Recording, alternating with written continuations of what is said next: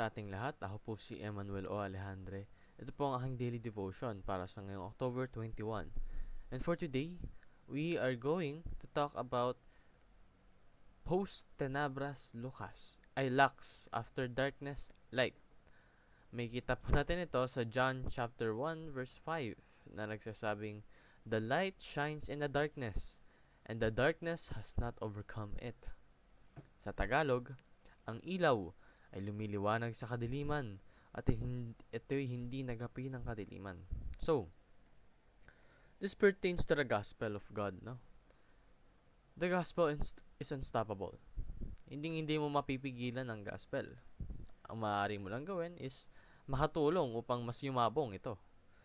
Dahil gaya nga ng light na pinoportray sa John chapter 1 verse 5, the gospel hindi mo kayang tapalan.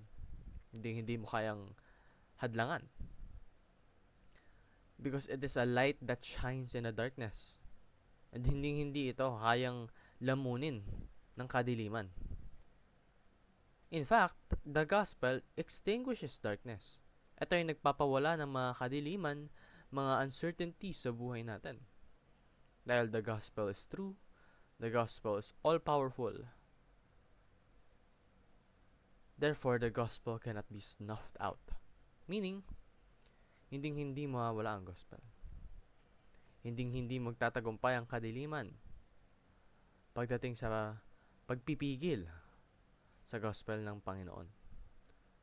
Bagkus, ang gospel ng Panginoon ang siyang magbibigay daan sa mga tao upang labanan yung kadiliman. So, let us all thank God for enlightening us.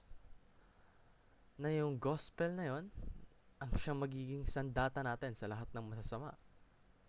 Kasi binigyan niya tayo ng ability para labanan yung darkness, para labanan yung kadiliman sa mundo. Ang kailangan na lang natin gawin is i-acknowledge natin yon, intindihin natin, at isabuhay natin. So, pray for people in darkness to see the light. Magdasal ka. Kahit sa mga taong di mo kilala, kahit sa mga taong hindi mo makikilala, pagdasal mo sila. Nanaway mag-guide sila ng Panginoon, lalong-lalo na kapag kailangan nila.